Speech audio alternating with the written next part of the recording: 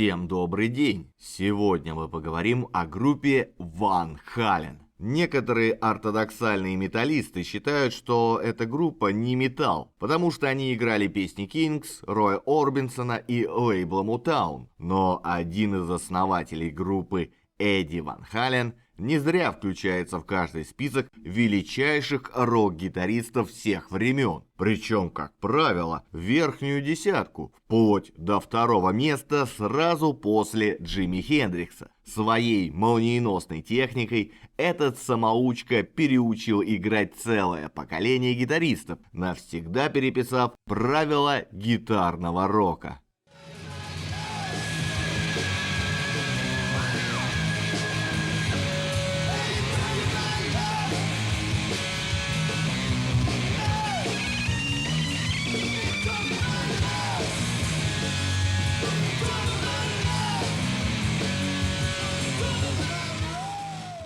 Все началось с того, что в начале 70-х годов в гитарный магазин Уэйна Чарвелла пришел молодой гитарист по имени Эдди Ван Хален. Он копался в гитарах, сидел на полу и просто играл. И однажды он купил ясеневый гитарный корпус и гриф из куска клена. Из этих деталей он самостоятельно сконструировал инструмент и собственноручно придал ему черно-белую раскраску. В мире не существовало гитары, на которой я хотел бы играть. Я собрал ее для себя, говорил этот паренек. Он назвал свое детище Франкенстрат. И спустя некоторое время гитарист нанес поверх черно-белой гитары красные полоски. Теперь это самая известная раскраска Франкенстрата. Сейчас такие гитары уже выпускаются серийно. Ну а сам будущий виртуоз Эдвард Ван Хален родился в 1955 году в голландском городке Неймеген. Отец-кларнетист дал сыну второе имя Людвиг, в честь, конечно же, Людвига ван Бетховена. Кстати, и сам Эдди продолжит эту традицию и назовет своего сына Вольфганг, в честь Моцарта. Ну а в 1962 году семья Ван Халенов переехала в калифорнийский город Пасадена. В детские годы Эдди учился играть на пианино, но все время сидеть за инструментом ему было скучно. Нотной грамоты он так и не освоил, чаще играя на слух. Его старший брат Алекс начал практиковаться на гитаре, и в ответ Эдди осваивал ударную установку. Через некоторое время братья решили поменяться инструментами, и Эдди начал упорно разбирать все соло-партии Эрика Клэптона. В итоге братья решили основать собственную группу. Усилители, пульт и колонки для репетиций приходилось арендовать у местного паренька Дэвида Ли Рота. И вскоре Эдди решил сэкономить и предложил ему войти в состав в качестве вокалиста. Этот выбор был по большей части прагматичным. Как вокалист, Дэвид действительно звезд с неба не хватал, зато оказался отличным шоуменом. Он мастерски кривлялся и выпендривался на сцене, а его вопли и визги стали своеобразной визитной карточкой будущей группы. Так образовался коллектив под названием «Маммот». И несколько репетиций у них прошли совместно с музыкантами из команды Snake. И именно из этой команды Ван Халены увели басиста Майкла Энтони. В обновленном составе начинающие артисты приступили к работе и внезапно узнали, что коллектив с одноименным названием уже существует. И Дэвид решил, что фамилия Ван Хален звучит отлично, и предложил ее в качестве названия для группы. Новички стали играть чужие песни по клубам и барам Пасадены.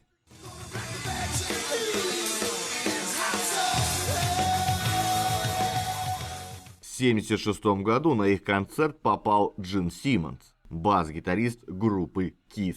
Почувствовав потенциал молодой группы, он оплатил и спродюсировал для нее демозапись. А уже в следующем году в голливудский клуб, где выступали Ван Халены, по рекомендации Симмонса явился продюсер Тед Темплман из компании Warner Bros. Энергия и мастерство музыкантов настолько поразили его, что в течение недели группе был предложен контракт. И всего за 3 недели в студии они записали свой одноименный дебютный альбом. Диск успешно продавался, и впоследствии разошелся по США тиражом более 9 миллионов экземпляров, а журнал Guitar Player назвал Эдди Ван Халена лучшим новым гитаристом 1978 года.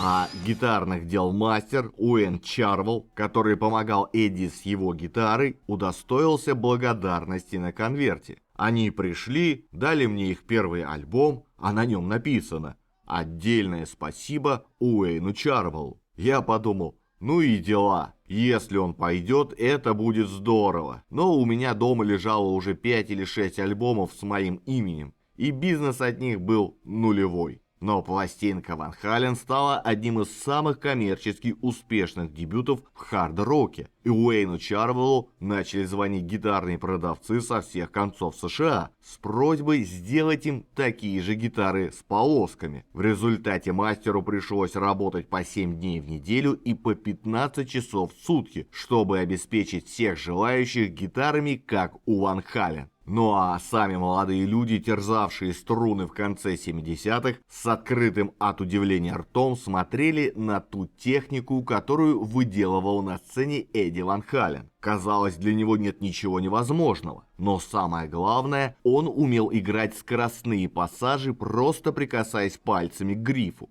По словам гитариста Джорджа Линча, эту технику, тэппинг, Эдди подсмотрел у предшественников. Джордж Ван Эпс играл так еще в 50-х. А сам Брайан Мэйн признался, что украл трюк у парня, который уверял, что украл его у Билли Гиббонса из ZZ Top. И хотя тэппинг давно был в арсенале рок-гитаристов, Эдди Ван Хален сделал его всемирно популярным. Ну а величайший пример тэппинга Эдди Ван Халена – крохотный, но взрывной инструментальный кусочек под названием «Извержение» с дебютного альбома.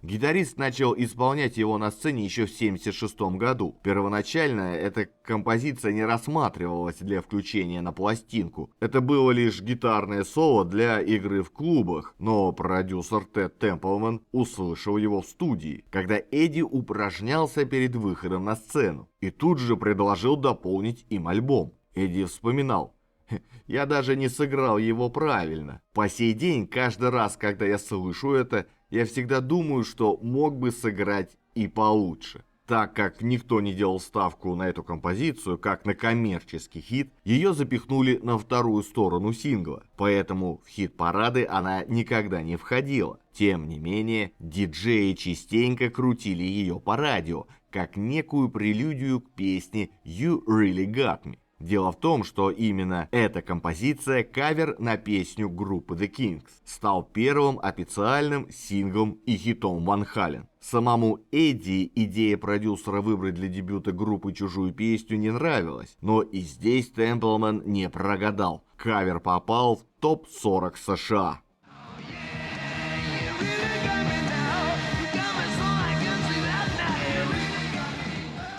В своем райдере группой предъявлялось причудливое требование.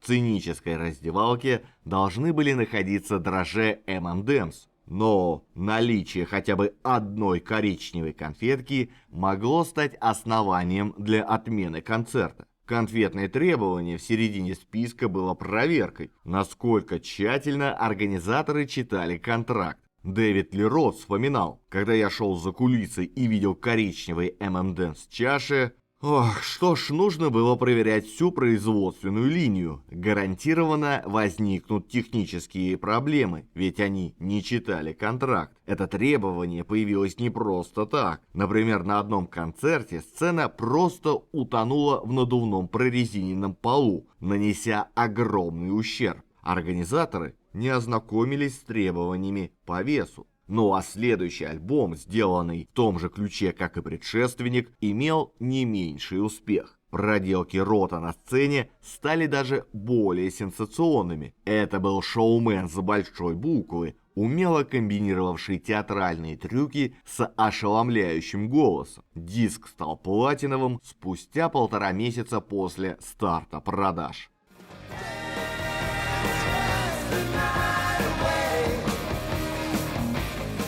А если вам нравится ролик, не забудьте подписаться и поставить лайк. Если хотите послушать музыку, заходите в мою группу ВКонтакте. Там я собираю все треки из роликов.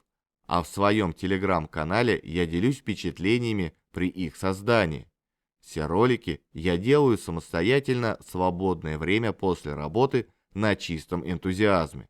Поэтому, если вы считаете, что мой труд достоин поддержки, помочь мне вы можете через сервис Boosty.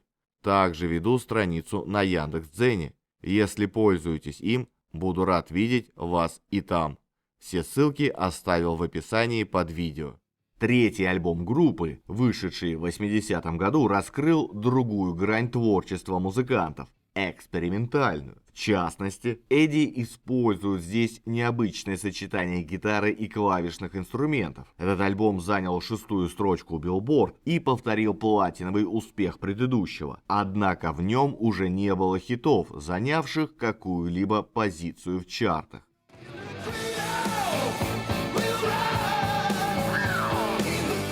Четвертый выпущенный альбом был еще более напыщенным. Во время записи этого альбома Эдди играл еще более яростно и распущенно. В его игре была скрыта какая-то невероятная смесь деревенского простака и настоящего профессионала, что отчасти и определило звучание и стиль нового альбома. Лерот тем временем все продолжал писать интересные тексты к песням, оставляя группу в волне популярной молодежной музыки. Благодаря этому они постоянно держались на высоте в рейтинге различных музыкальных чартов, хотя на песни с последних 2 альбомов не было снято ни одного клипа.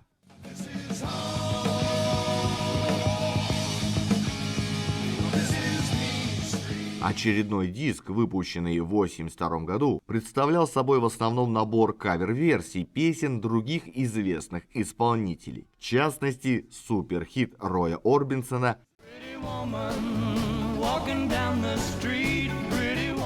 В записи альбома принял также участие и отец Эдди и Алекса Ян Ван Хален, сыгравший на кларнете. Несмотря на прохладное отношение критиков к последнему диску, популярность Ван Хален была чрезвычайно высока, и поклонники коллектива продолжали раскупать их пластинки.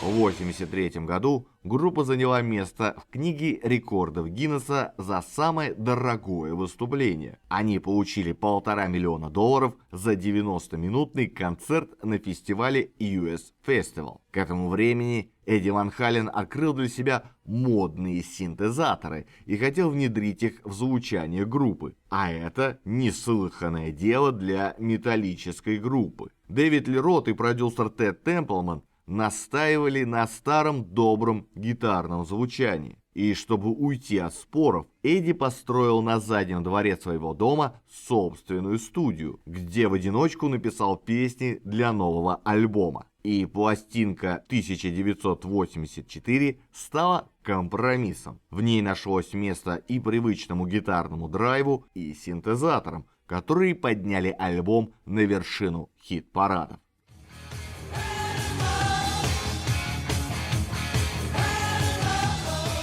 А песня «Jump» из этого альбома многими считается лучшей в их творчестве. Эдди постоянно повторял, что никогда не сочинял песни с расчетом попасть в радиоротацию, просто делал то, что ему на данный момент интересно. А вот продюсер Тед Темплман, поразмыслив, все-таки узрел в новой композиции коммерческий потенциал. Тем более, что она все-таки не была чистым синти-попом, а содержала в себе и фирменное гитарное соло. Сам Ван Хален считает это соло, склеенное из 2 дублей, лучшим из всех, которые он когда-либо играл. И вскоре Темплман убедил остальных участников группы в том, что данная музыка достойна включения в альбом, и дал вокалисту Дэвиду Лероту задание сочинить на нее текст. К Как говорил сам Рот, первоначальную идею он подчеркнул из просмотренного накануне ТВ-репортажа о человеке, который хотел сброситься с высотного здания. Вокалисту подумалось, что среди толпы может найтись какая-нибудь сволочь, которая закричит бедняге: «Прыгай!» Идея идеей, но для вдохновляющей мажорной мелодии суицидальная тема явно не подходила. В результате песня зазвучала как обращение к некой девушке. Учитывая, что в других интервью Дэвид говорил, что на самом деле он имел в виду стриптизершу, то восклицание «прыгай» приобретало привычный для рок-музыки сексуальный оттенок. Однако суицидальная трактовка тоже никуда не исчезла. Недаром после терактов 11 сентября эту песню внесли в список песен, нежелательных для радиоротации.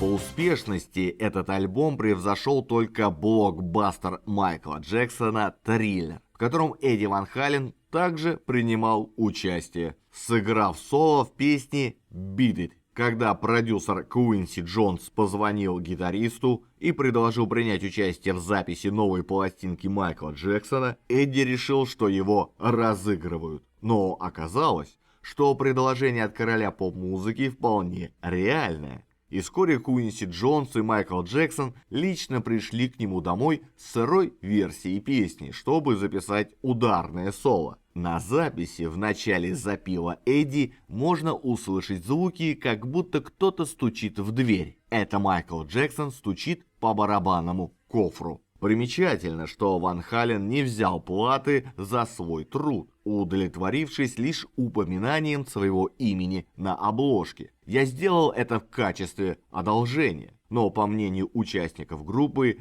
менеджера и всех остальных, я был полным дураком».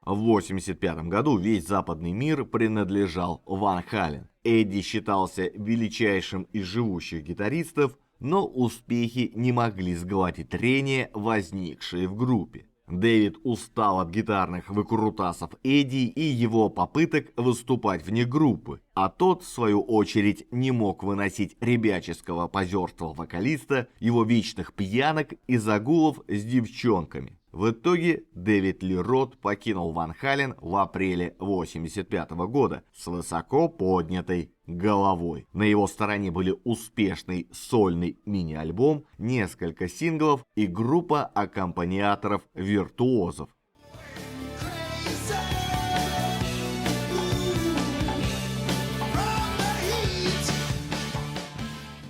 А сама группа, лишившись вокалиста, сперва решает записать очередной альбом, приглашая отдельных вокалистов на каждую песню с целью в результате выбрать наилучшего. Но мистер Случай решил все за них. Однажды, когда Эдвард отвозил свою Ламборджини в машинную мастерскую, он повстречал там Сэмми Хаггара, который, к слову говоря, был там по тому же вопросу. И, как это ни удивительно, тоже на Ламборджини. Хаггар уже был ветераном рок-сцены, и Эд решил пригласить для начала его порепетировать вместе с Ван Хален. На этом джейм-сейшене Эдди играл тему, над которой он тогда работал, а Сэмми пел под нее экспромтом. В дальнейшем из этого получилась песня под названием «Летние ночи».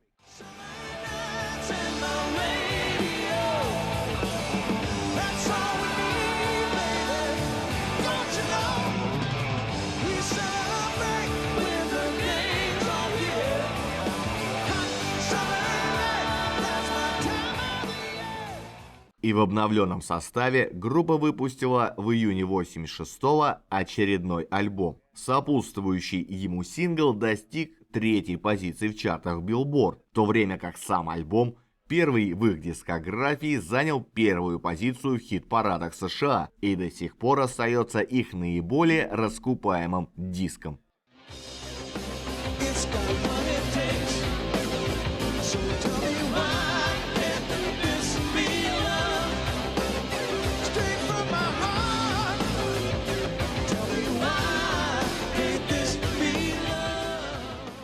Дальнейшие альбомы сильно отличались по звучанию от раннего творчества группы, потому что вокал Сэмми больше подходил для поп-музыки, чем для рока. А в мае 88-го вышел следующий альбом. Название его содержало в себе ироничный ответ на первую сольную пластинку Дэвида Ли Рота, которую можно дословно перевести «Съешь их и улыбайся». Если прочесть название альбома Ван Хален посимвольно, получается английская фраза, которую можно перевести примерно так: «Так ты что, тоже этим питаешься?» Но на самом деле этот диск Эдди и Алекс посвятили памяти своего отца, умершего в 1986 году.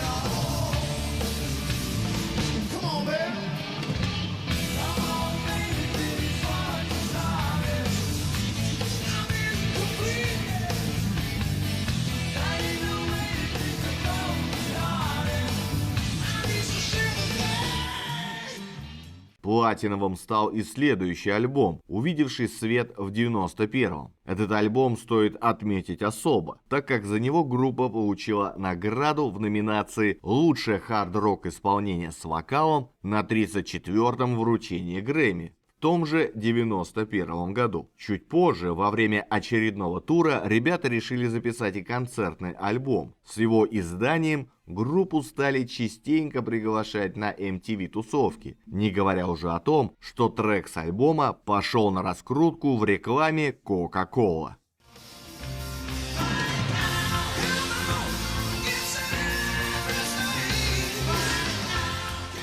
95-й год значил очень много для группы, поскольку тогда они записали и выпустили, пожалуй, второй по значимости альбом в своей карьере. Сингл «Не говори мне, что любовь может сделать» долго висел на первом месте в чартах. Он полностью сформировал и раскрыл Сэмми Хаггара как вокалиста. А Эдди радикально изменил звучание своей гитары. Еще бы, ведь при записи альбома Эдди использовал прототип новой гитары Wolfgang, которую он создал и назвал в честь своего сына. Изменение в звуке настолько поразило всех, что только глухой, наверное, не смог бы по достоинству оценить всю мощь, которую выплеснул из себя этот альбом. Порой казалось, что такая версия Ван Хален будет жить вечно, но, к сожалению, ничто не вечно.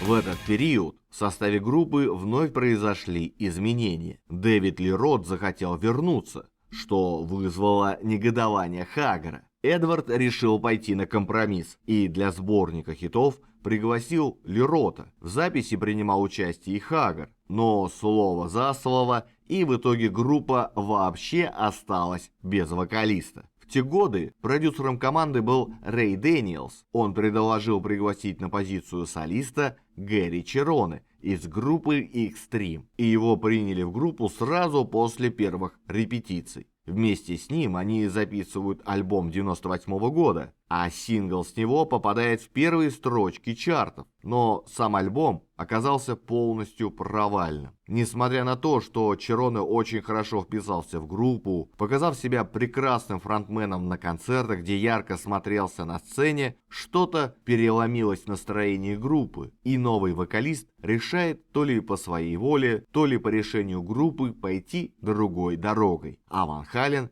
вообще решили сделать паузу на несколько лет.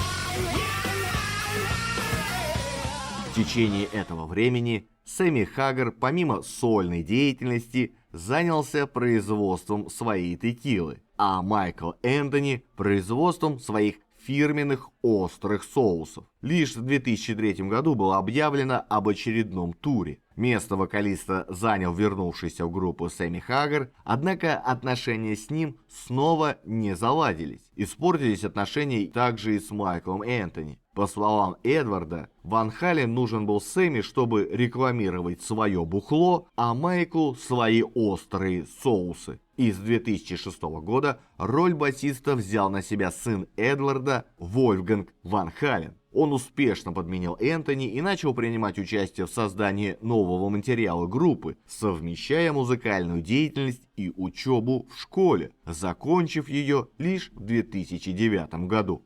Хотя эра вокалиста Сэмми Хаггара была для Ван Хален вполне успешной, фанаты группы всегда хотели увидеть у микрофона именно Дэвида Ли Рота. И в 2012 году настала пора ему натягивать эластановые леггинсы. Эдди объединился с Дэвидом для записи нового альбома, первого с новым материалом со времен 1998 года. Правда, часть песен была все-таки извлечена из архивов.